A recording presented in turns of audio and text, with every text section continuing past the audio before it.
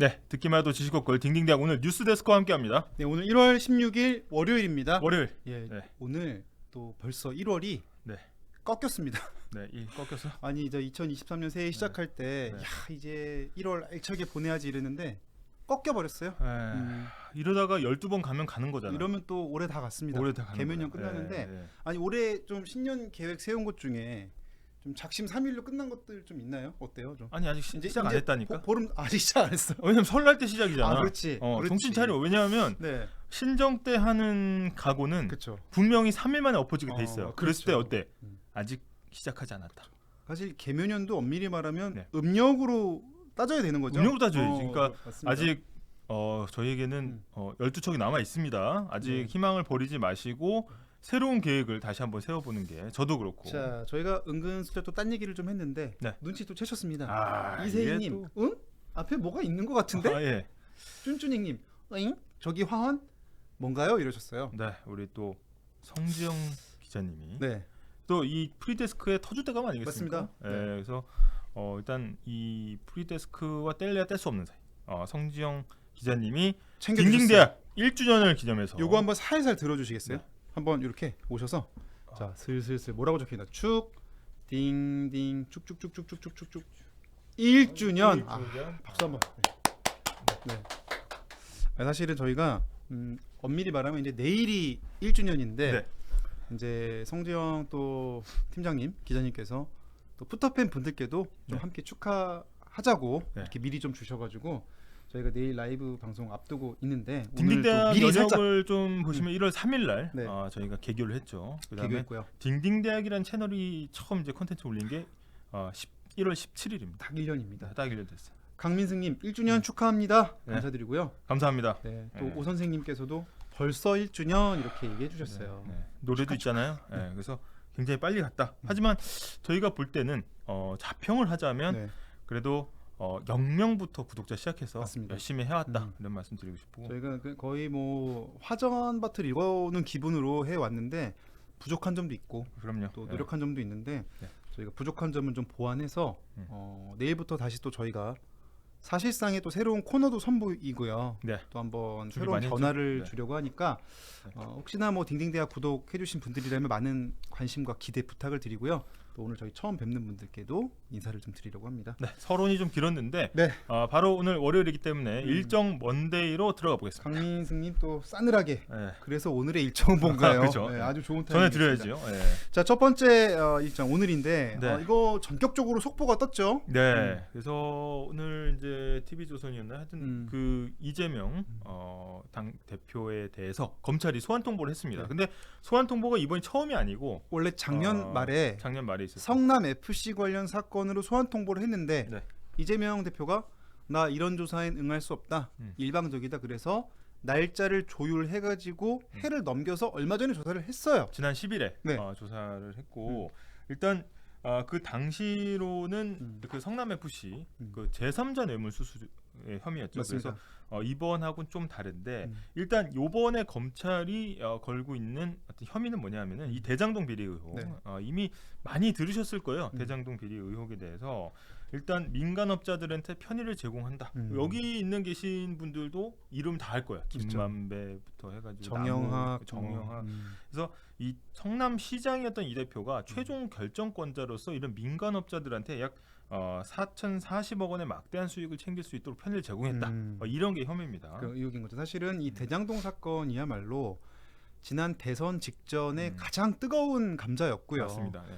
근데 그게 그래서 대선 이후에 수사를 한 해 만에 하다가 지금 대선이 거의 1년이 이제 다 돼가는 시점에 드디어 이제 이재명 대표를 좀 소환하기에 이르렀는데 일단은 소환 시점을 보면은 일단은 연휴 끝나고 부르긴 했습니다. 설 연휴. 이것도 뭐 어떤 의미가 있을까요? 네, 설 연휴 끝난다기보다는 지금 검찰이 소환 통보하면 날짜 조율할 거고 그쵸. 지금 뉴스에 트래픽이 굉장히 몰릴 거 아니겠습니까? 그래서 설 연휴 전까지의 어떤 전국의 어떤 주도권을 가져가기 위한 게 아니냐. 그다음에 이런 문제 같은 경우에는 검찰이 소환 통보했다는 것 자체만으로도 그렇죠. 굉장한 어떤 정치적인 타격을 줄 수가 있기 때문에 거기에 대해서 시점을 조율한 거 아니냐 이런 의혹들이 나오고 있는 거고 실제로는 모릅니다. 실제 그렇게 했는지 안 했는지. 그래서 사실은 흔히 이제 뭐 이런 분들 있어요. 기승전 정치냐 이렇게 또 비판적으로 보시는 분들도 계신데 사실은 정치, 지지율, 민심 이때 가장 민감한 게 이 명절 직전의 민심 수습을 뭐 여야 막론하고 공을 들이잖아요. 네, 맞습니다. 그런 그래서 공교로운 시점이긴 하다. 네, 명절에 뭐 다 요즘 다 그런 건 아니지만 많은 친척들이 모이고 그다음에 이동이 많죠. 그러면서 사실 오랜만에 보면 무슨 얘기 하겠어요. 그렇죠. 근데 대부분 이제 정치 얘기를 도마 위에 꺼내놓는 경우가 많이 있기 때문에 그 전에 설 민심, 뭐 추석 민심 이런 걸 잡기 위해서 이런 어떤 스트레이트를 주는 그런 게 보편화돼 있긴 합니다. 네. 정치에서는. 그래서 하여튼 뭐 오늘 소환 통보가 됐고요. 네. 이제 실제 소환 일자가 27일로 제한을 했는데 네. 과연 어떻게 또 조율이 될지 모르는 일이죠. 네. 좀 지켜봐야 될 것 같습니다. 자 이제 그럼 다음 일정으로 좀 넘어가 보죠. 네, 다음 일정 17일이죠. 자, 화요일. 내일입니다. 네. 내일은 바로 이게 지난번 소환 때 네. 이재명 대표의 인터뷰 기자 간담회 간단히 코멘트하는 모습이고요. 내일은 방역 당국 실내 마스크 해제 논의돼 있습니다. 네, 이게 가장 어떻게 보면 뭐 실생활에 밀접하게 관심이 있는 분야일 수도 있는데 일단 최근에 좀 안정된 상황으로 진입을 했다고 해요. 코로나19가. 근데 그러면 그럼 마스크는 언제 벗을 것이냐 이런 논의가 자연스럽게 나오는 건데 지금의 가장 핵심은 설 전에 벗을 것이냐 아니면 설 끝나고 벗을 것이냐 이게 하여튼 궁금한 상황입니다. 근데 이게 사실은 이것도 기승전 정입니다. 이것도 네. 이것도 사실은 이제 연휴 전에 뭔가 마스크를 해제해서 뭔가 이번 정부에서 좀 방역의 성과를 좀 이렇게 명절 전에 보여주는 것도 어떻게 보면은 좀 민심 수습 차원에서 거론될 수 있다라는 일부 분석가들이 이야기도 있었거든요. 네, 근데 맞습니다. 명절 전에 이제 어떻게 보면 마지막 논의가 내일 있는 건데 이 의사결정 구조를 보면 이제 그림을 좀 보시면요. 내일 바로 이 위기대응 자문위원회가 내일 열리는 겁니다. 그래서 이제 제언을 하면 결국 정부가 이제 심의 확정을 짓는 그런 구조로 되어 있어요. 그래서 뭐 내일 뭔가 결정이 된다고 해서 바로 해제되는 건 아니다. 다만 이제 연휴 전이냐 후냐에 대한 전문가 가이드라인이기 때문에 상당히 유력한 어떻게 보면 예측을 내놓을 수는 있다. 이렇게 네. 볼 수 있겠습니다. 네, 일단 뭐 근거로 내세우는 건 뭐냐 하면은 이 정기석 코로나19 특별대응 단장 이분이 말씀하시는 거는 최근에 코로나19 유행 추세가 많이 꺾였다 이런 거고 지난 일주일간 확진자 수가 30만 명인데 2주 전에 41만 명 대비해 굉장히 많이 줄었다는 그렇죠. 거고 네. 이게 감소세로 전환한 게 뚜렷하기 때문에 이 시점에서는 우리가 실내 마스크 해제를 논의할 수 있다라는 거고 전제가 그겁니다. 그렇다고 17일에 이제 마스크 해제를 한다고 해서 갑자기 이 코로나 확진자가 늘어날 것으로 보진 않는다. 이렇게 오늘 밝혔어요. 근데 다만 변수가 있어요. 뭐냐면 설 연휴가 우리에게도 민족 대명절이지만 중국도 명절입니다. 중국은 춘제라고 하잖아요.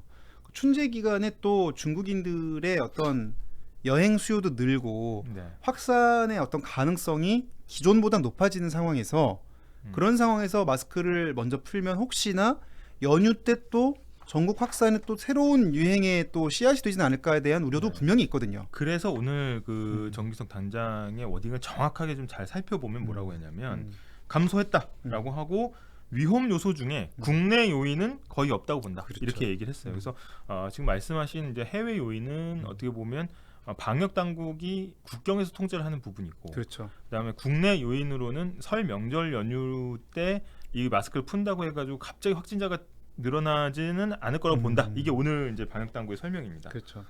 그래서 내일 어쨌든 뭐 제 생각에는 그렇게 오래 걸리진 않을 것 같기는 합니다. 이제 뉘앙스를 보면은 네. 기본적으로 정기석 단장은 이제 푸는 쪽으로 어떻게든 지금 가려고는 합니다. 네. 왜냐면 애초에 이제 이 자리를 맡을 때부터 했던 제가 취임 일성을 기억하는데 유럽 출장 가보니까 아무데도 안 쓰더라. 우리도 너무 과도한 규제는 우리가 공존하는 해법 마련했다 이렇게 얘기를 했거든요. 그러니까 어떻게든 되는 방향으로 이제 상황을 봐가면서 맞춰가고 있는 것 같습니다. 그래서 아마 내일 논의가 진짜 마스크 벗으면 좀 일상회복한 느낌이 확 날 것 같긴 하거든요. 네, 이게 뭐 그 변화, 그러니까 후폭풍이 있을 수도 있고요. 어떻게 보면 여론이 어떻게 튈지는 사실 예측하기는 좀 어려운데 그냥 일반적으로 볼 때 이제 마스크를 해제하는 거는 어떻게 보면 인기가 있는 정책 중에 하나죠. 어떻게 보면 규제를 그렇죠. 하나 해제해 주는 거기 때문에 그렇죠. 설 전에 혹은 설 이후에 직후에 음. 이제 좀 사람들이 효능감을 느낄 수 있도록 음. 마스크 해제가 이루어질 것으로 지금 예측이 됩니다. 네, 그래서 내일 논의 지켜보시죠. 네. 아마 저희 결과에 따라서 뉴스데스크에서도 자세히 아마 전해드릴 겁니다. 네. 자, 그럼 이제 수요일 일정 가보죠. 네. 수요일 일정은 서울 사랑 수요일. 상품권. 네, 서울 사랑 상품권이 이제 발행인데 음. 뭐 서울 안 사는 사람은 어떡하냐? 뭐 이렇게 얘기하실 수 있는데 지자체의 지역 화폐 발행이 맞습니다. 이제 본물을 이루고 있다는 거죠. 서울은 저희가 이제 규모가 가장 크게 이번에 3천억 원 정도 풀리거든요. 네. 그렇다 보니까 저희가 이제 제일 많이 풀리고 또 우리나라에서 또 인구의 거주 비중도 상대적으로 높은 곳이라서 저희가 제목은 뽑았는데 뭐 보니까 이제 지자체들도 성남시도 따로 발행하고요. 설을 앞두고 이제 아무래도 민생 부담, 물가 부담을 좀 줄여주기 위해서 지금 많이 지역 화폐를 발행하니까 좀 이렇게 자기 사시는 지역 검색해 보시는 것도 방법인데 눈여겨볼 점은 뭐냐면 7% 할인입니다. 네. 당초에는 원래 10% 할인까지 원래 제로페이 나왔었는데. 10% 할인이었거든요, 계속. 네. 근데 이제 서울 사랑 상품권도 마찬가지고 지자체가 이 사업을 할 때에 돈을 끌어다 쓰는 구조가 지자체의 돈만으로는 아니었습니다. 근데 국가의 예산 지원이 받쳐줬기 때문에 10%까지 할인을 해줬던 건데 지난해 말이었죠. 어쨌든 예산안 통과에 가장 진통이 되는 부분 중에 하나가 이 지역 화폐에 대한 국가 예산 지원이 될 것이냐 이거였는데 결국은 이제 빠진 상황에서 예산안이 통과가 되다 보니까 지자체 입장에서는 할인폭을 줄이는 수밖에 없다. 이렇게 그러니까 지금 윤석열 정부가 그 취임 첫 해에 굉장한 이 재정 정책의 딜레마를 겪은 게 물가가 너무 오르니까 정부가 돈을 너무 많이 풀면 물가를 자극하잖아요. 그렇죠. 근데 그렇다고 또 정부가 허리띠를 졸라 매자니 또 금리 때문에 어려운 자영업자 또 서민들의 부담도 큰 상태잖아요. 네. 그러니까 사실은 굉장히 그 고민 끝에 결국은 일단 긴축 기조로 잡았단 말이죠. 그런 상황에서 이런 서울 사랑 상품권 같은 지역 상품권의 예산도 지금 올해 많이 줄었기 때문에 아마 이 구매가 예전보다 더 힘들긴 할 거다. 경쟁은 좀 치열해질 수 경쟁은 있습니다. 치열할 수밖에 없다라는 거는 좀 아셔야 되는 것 같고요. 네. 일단 서울사랑 상품권 같은 경우는 1인당 70만 원까지 구매를 할 수가 있고 아까 말씀드렸지 할인폭은 7%입니다. 그래서 지금 같은 이제 고물가 시기 7%도 적은 게 아니에요. 그렇죠. 그렇기 때문에 이용하시면 좋을 것 같고 말씀드린 대로 18일부터 이틀간 각 지역 별로 상품권이 풀립니다. 그래서 이거 제가 표를 좀 보여드릴게요. 표를, 이게 보면 이제 여기가 이제 18일 라인이고 오른쪽이 19일 라인인데 자치구별로 시간대도 다릅니다. 한번 잘 째려 보셨다가 나는 어디 보자. 예를 들어서 뭐 송파구 이런 몇 시입니까? 송파구 목요일 오후 3시잖아요. 우리 MBC가 있는 마포가 맨 꼴찌네요. 19일 오후 5시니까 이런 시간 일정도 좀 잘 보셔야 아무래도 올해 오늘 서울시에서 발표한 것도 그렇고 다른 지자체도 내놓은 자료를 보면은 일단은 상품권 발행 전일까지 하루 전에 이제 미리 좀 앱을 받아가지고 회원가입을 해놓으면 훨씬 편하다. 왜냐 이제 이 시간에 들어가서 회원가입하고 하려다 보면 경쟁이 치열한데 예약이 안 될 수가 있습니다. 그렇죠. 제가 이거는 이제 라디오 출연할 때 저는 항상 이런 게 나오면은 이거는 18일 날 아침에 전해드려야지 그러고 전해드렸는데 어떤 일이 있었냐면 이미 마감됐던데요. 맞아. 당일인데도 그래요. 그래서 네. 더군다나 올해는 규모도 줄면서 더 경쟁이 좀 치열할 걸로 예상되기 때문에 관심 있으신 분들은 좀 미리미리 앱 같은 거 다운 받으시는 게 좀 필요할 것 같고요. 지금 사시는 지역에 따라서 지역 화폐가 굉장히 많이 발행이 돼 있습니다. 성남시도 그렇고 뭐 그래서 여러 지자체들에서 이제 자체적으로 창원도 그렇고 하고 있기 때문에 본인의 지역에 해당되는 지역 화폐를 한번 찾아보시는 게 좋을 것 같습니다. 그 지금 쭌쭈님께서 오늘 두 총장님들 왜 이리 일정 먼데이 진도가 빠른가요? 그러셨는데 저희가 좀 빨리 하고 있나요? 아 그런가요? 그러면 다시 한번 볼까요? 천천히 9시에 강북 광주 자 10시부터는 관악 금천으로 일단은 뭐 저희가 스피드하게 좀 하고 조금 저희가 천천히 해보겠습니다. 네. 저희가 또 의견 받아서 해보도록 하고요. 네. 자 그래서 수요일 일정 좀 잘 보시면 좋을 것 같고 서영찬님이 적당합니다 속도. 네. 그다음에 네. 목요일 일정 베터미님이 빨라서 좋아요.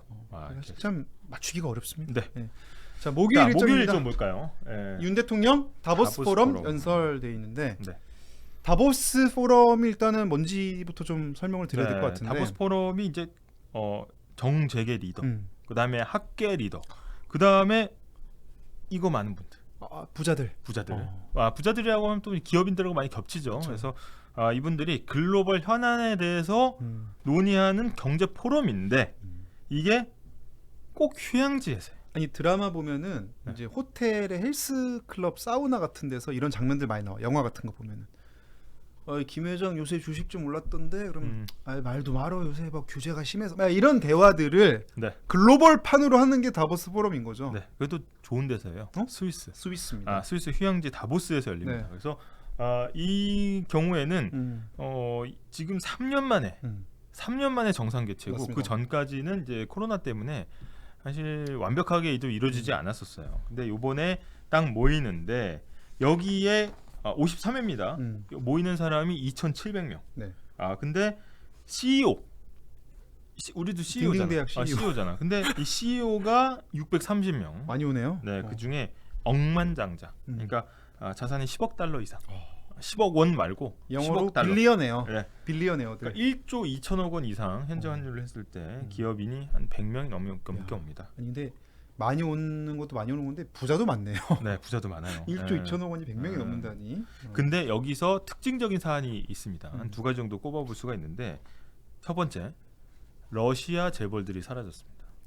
우리 올리가르히라고 올리가르히라고 하잖아요. 근데 어떻게 보면 경제를 좌지우지하는 러시아 재벌들 이걸 이제 올리가르히라고 하는데 일단 러시아 우크라이나 전쟁 때문에 러시아를 손절했어요. 서방 세계에서. 그러면서 이제 못 오는 거고 게다가 이런 얘기가 있습니다. 러시아 증시가 망가졌잖아요. 그렇죠. 증시가 빠진 거야. 그렇죠. 그러니까 재산이 줄었잖아. 이거 미달이네. 미달이야. 빌리어네어가 안 되는 빌리어네어가 안 돼서 못 오는 사람도 있고 평가액 절하로 인해서. 네, 중국인 부자도 지금 많이 줄었다고 합니다. 중국도 지금 경제 어렵죠. 네, 그래서 봉쇄 때문에 증시가 그렇죠. 이제 곤두박질 치면서 다보스 포럼에 오는 부자 자체가 줄었고 반면에 인도계가 확 늘었다. 이런 얘기들이 나오고 있습니다. 지금 심은정님께서 잭슨 홀처럼요 그러셨는데 네, 그렇죠, 좀 맞습니다. 배우신 분이죠. 네. 딩딩대학 우등생 아니십니까, 네. 심은정님? 그 잭슨 홀이라는 게 이제 어떻게 보면 우리가 뭐 그랜드 볼룸처럼 무슨 웨딩 홀 이게 아니고 그 웨딩 홀 아닙니다. 이게 잭슨 홀이 이제 미국의 유명한 휴양지죠. 휴양지. 거기에서 깎아지는 듯한 절벽 이후에 나오는 이제 펼쳐지는 평화. 대자연을 쫙 네. 보면서. 그 얼마나 좋아요. 네. 거기서 금리 막 얘기하면서 얼마나 좋아. 그 잭슨홀 미팅인데 다보스 포럼도 마찬가지입니다. 식사 많이 하시겠죠 여기서 여유 있게. 그래서 우리나라 참석자는 일단 이재용 삼성전자 회장, 최태원 SK그룹 회장, 정의선 현대차그룹 회장, 구광모 LG그룹 회장 이렇게 항공편에 다보스행 항공편에 올랐다 이런 기사들이 나오고 있습니다. 윤 대통령이 이제 경제 관련 포럼이다 보니까 아무래도 이 지금같이 어려운 시기에 어떤 성장 전략이나 이런 것들에 대한 연설이 예상이 돼요. 그래서 좀 새로운 화두를 제시할지 보통 이제 우리가 이렇게 정상이나 혹은 뭐 이렇게 높은 국무위원급들이 뭔가 새로운 방향을 제시해서 그게 어떤 새로운 관심을 끌면은 보통 무슨 독트린 이렇게도 많이 부르는데 새로운 또 다보스 독트린이 나올지 또 우리나라 내부의 어떤 올해의 정책 기조도 읽어볼 수 있는 대목이 나올 수 있다 보니까 근데 이제 이번에 이제 한국의 윤석열 대통령이 19일에 연설하는 주제를 보면은 이 공급망 강화와 청정에너지 전환 관련된 특별 연설인데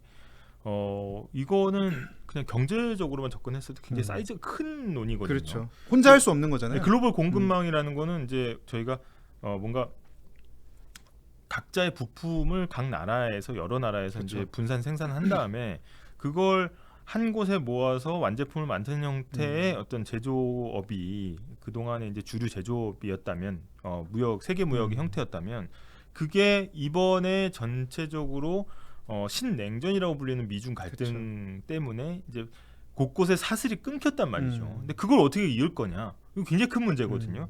근데 한국이 그러면 여기서 어떤 역할을 할 것이냐에 대해서 이제 얘기가 나올 텐데 어떤 얘기가 나올지 저도 참 궁금하긴 합니다.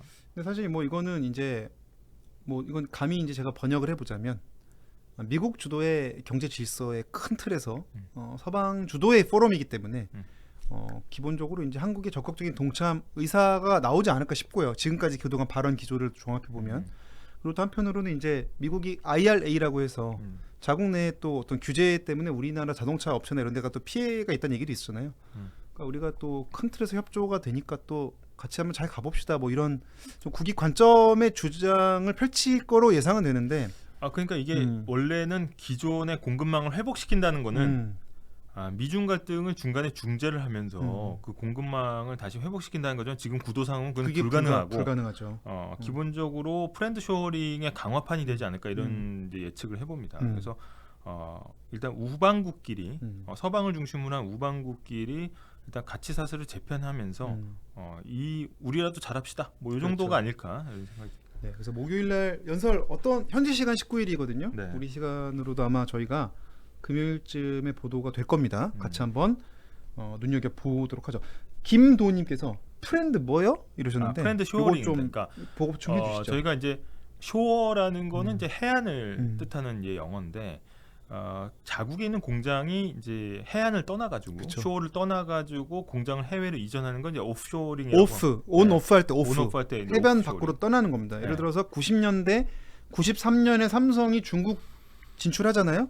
대표적인 오프쇼어링을 한 거죠 그때. 우리 네. 공장들이 중국으로 이전한 거. 싼 인건비나 노동력을 찾아서 이제 이전을 했는데 이게 세월이 계속 지나다 보니까 어떻게 보면 이제 국제 정세 측면에서 오히려 일자리를 많이 만드는 공장을 왜 굳이 해외에다 두냐. 아니, 우리도 구미 공단이 지금 비고 있다는 그렇죠. 저도 이제 취재했었지만 그런 문제가 나오는 거거든요. 그러니까 야 돌아와. 근데 미국 같은 경우에 이제 선봉장이 돼서 이제 공장들 유치하고 있는데 뭐 삼성이건 LG건 다 미국에 공장 지어라. 그러면 외국 기업도 자기 공장 지으라고 하는데 미국 기업은 오죽하겠습니까? 그렇죠. 일단 미국 내에 공장 지으라는 거죠. 이게 바로 다시 쇼어로 돌아온다고 해서 리쇼어링인 거죠. 그런데 미국과 중국이 사실 미중 무역 갈등을 겪으면서 어떻게 보면 이제 속칭 끼리끼리 그렇죠. 마음이 맞는 끼리끼리 무역을 하다 보니까 그러면은 우리가 아예 이걸 전부 공장을 우리나라에 지을 수는 없고 그렇죠. 그런데 나랑 친하지 않은 막 중국에다 공장을 짓자니 그건 또 불안하고 그렇죠. 하니까 우리가 믿을 수 있는 우방국끼리 프렌드끼리만 친구네 집으로 공장을 옮기자. 그게 프렌드 쇼어링. 프렌드 쇼어링. 이게 제닛 옐런 미 재무장관이 방한했을 때 LG 화학을 찾아서 실제로 발언을 했습니다. 프렌드 쇼어링. 근데 그 말의 의미를 보자면은 한국으로 가지 말고 미국으로 와. 사실 이런 프렌드 뜻으로 쓰기도 했어요. 쇼어링이면 미국 기업도 우리 와야지. 사실 그렇잖아요. 근데 우리 기업만 미국으로 데려가려고 했었어요. 네. 근데 뭐 사실 또 뒷맛이 좀 씁쓸합니다. 그러니까 그 기가팩토리였나요? 냉정하죠, 뭐. 그 테슬라 공장도 사실 우리나라에 짓는다 만다 이런 얘기가 있었는데 아니 머스크가 립 서비스 세게 해놓고는 인도네시아로 갔어요. 결국 안 지었어. 인도네시아로. 저희가 이 얘기는 또 다음 주나 자세히 좀 해드리는 걸로 하고. 자, 아무튼 그래서 목요일날 연설 잘 보자는 얘기죠. 잘 어떤 보고 얘기 나오나? 계속 질문 남겨주십시오. 자, 그리고 마지막 금요일 일정인데 이거는 지금 예상하신 분들이 있어요. 안보 라인 이러면서 이제 춘쭈닝님이 잘하면 세 가지 경제 나오겠네요 이렇게 하셨는데. 네, 저희 금요일 일정 정답입니다. 바로 안보 라인 첫 재판이 있습니다. 네, 서해 피격, 은폐, 서훈, 박지원, 서욱 20일부터 재판이 시작이 됩니다. 바로 이 세 명이 되겠습니다. 네, 이게 일단 20일부터 오전 11시에 이 서훈 전 국가안보실장, 박지원 전 국가정보원장, 그다음에 서욱 전 국방부 장관. 이게 그 안보 라인을 책임지는 책임자들 아닙니까? 맞습니다. 네.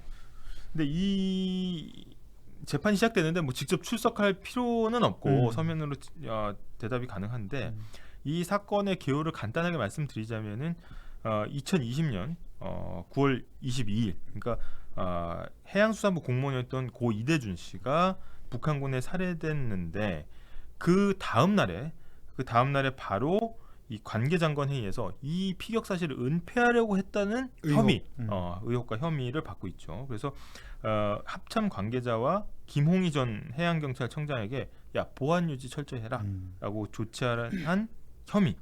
그리고 어떻게 보면 김 전 청장도 이 같은 지시에 따라서 월북 가능성에 관한 허위 자료를 배포한 거 아니냐라는 혐의.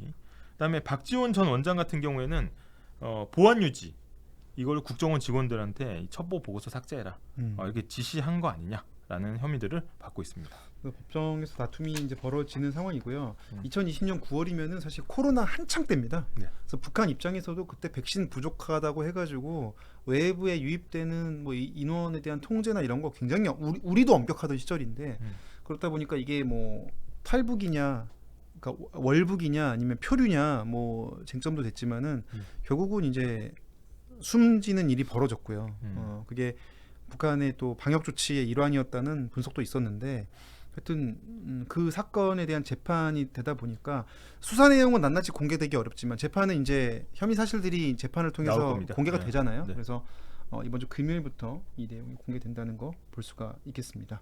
네. 쭌쭈닝님, 두 총장님 감사합니다. 네. 이제 빌런 잡으러 우리 또 그 프리데스크의 프로젝트 매니저 네. 네. 빌런 사냥 여유 있게 갑시다 그러셨는데 네. 여유 있게 가볼까요? 그러면 여유 있게 가보겠습니다. 바로 다음 순서 뉴스 볼 때 나를 막히게 하는 빌런들 잡아보는 시간 빌런 사냥으로 넘어가 보겠습니다. 가보시죠.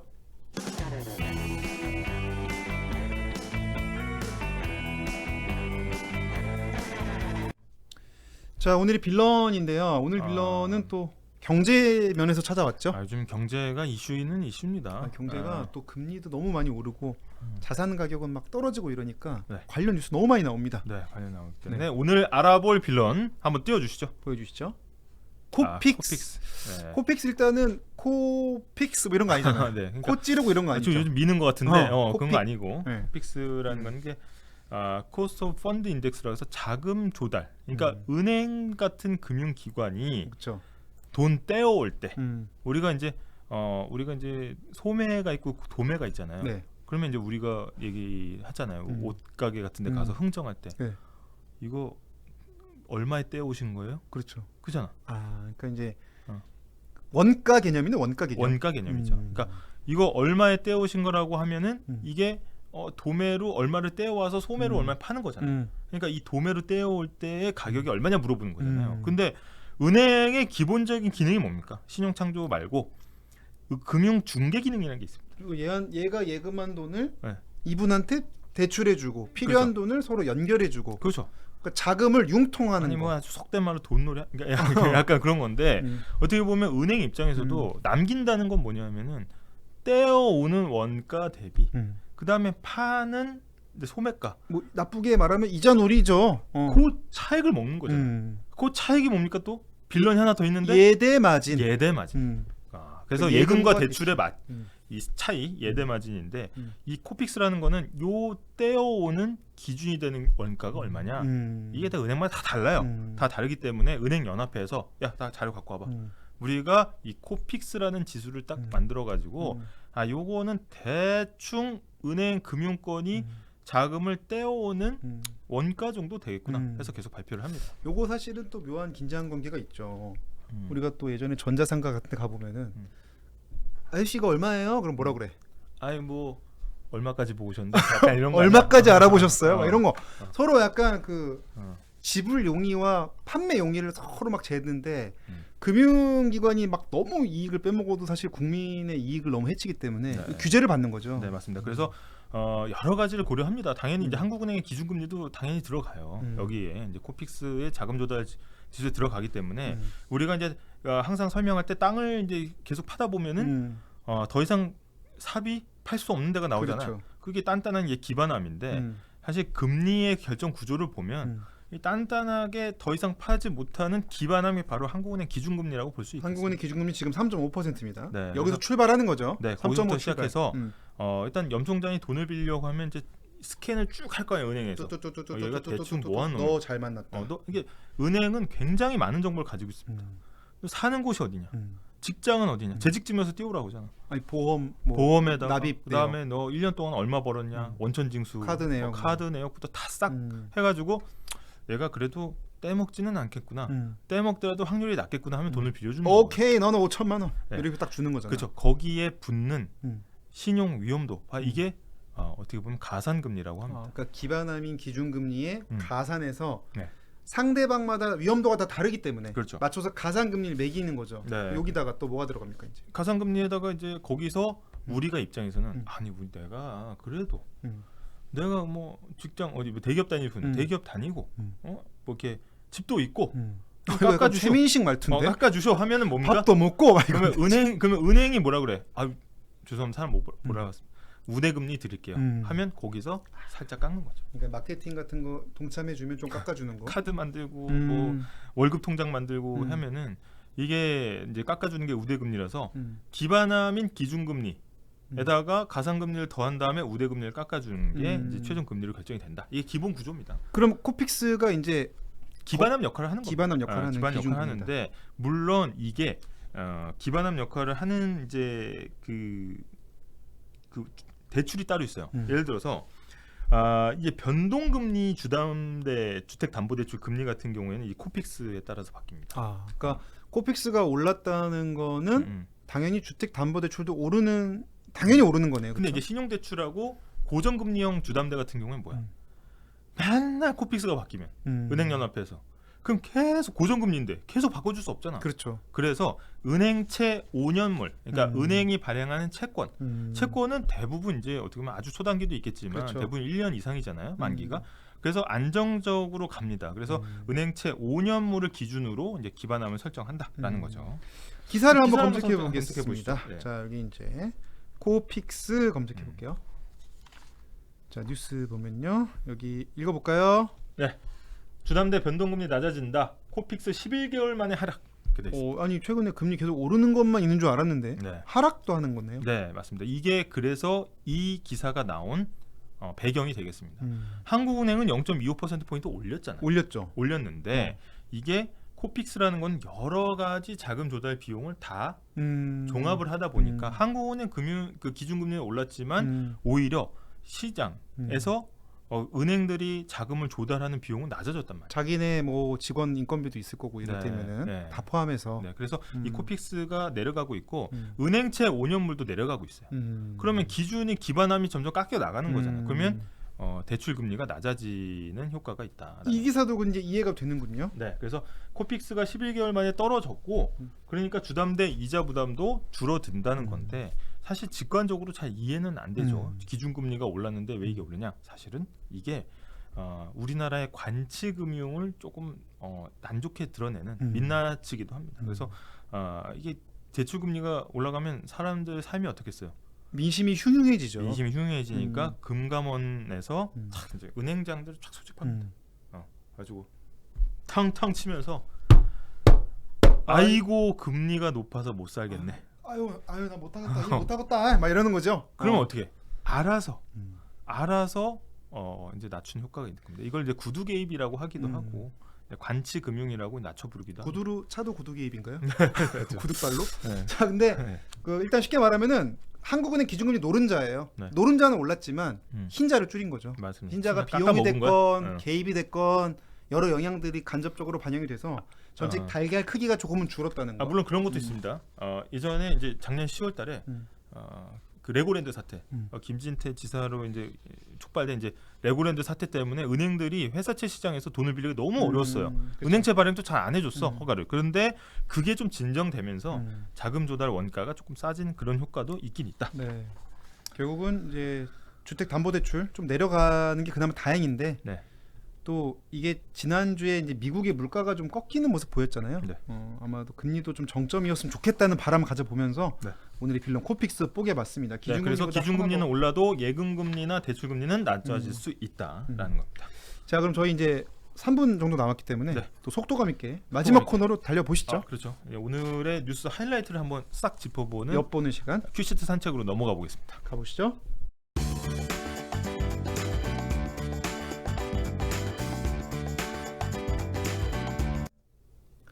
네, 오늘 큐시트 좀 빠르게 보겠습니다. 뭐 3분이면은 뭐 여유 있잖아. 한잠 자고 해도 돼. 자, 졸렸다. 자, 첫 번째 큐시트 번째 산책 첫 번째 사회 분야죠. 네. 공포의 연쇄 추돌 블랙 아이스 사고입니다. 네, 어제 너무 안타까운 사고가 있었는데 구리 포천 고속도로에서 44동 추돌로 중상자와 사망자까지 나온 안타까운 사고 있었는데 네. 원인은 블랙 아이스였죠. 이게 살얼음이라서 잘 보이지도 않고 대부분 눈은 하얗잖아요. 그래서 빛을 반사하기 때문에 잘 보이는데 이 블랙 아이스라는 거는 이제 도로에 어떤 이제 흙탕물이라든지 이제 오염물질이 섞이면서 까맣게 변한 살얼음입니다. 그래서 눈에 잘 안 보인다는 게 가장 큰 문제점이죠. 그리고 이 문제점 뭐냐면 또 눈이 갑작스럽게 왔어요.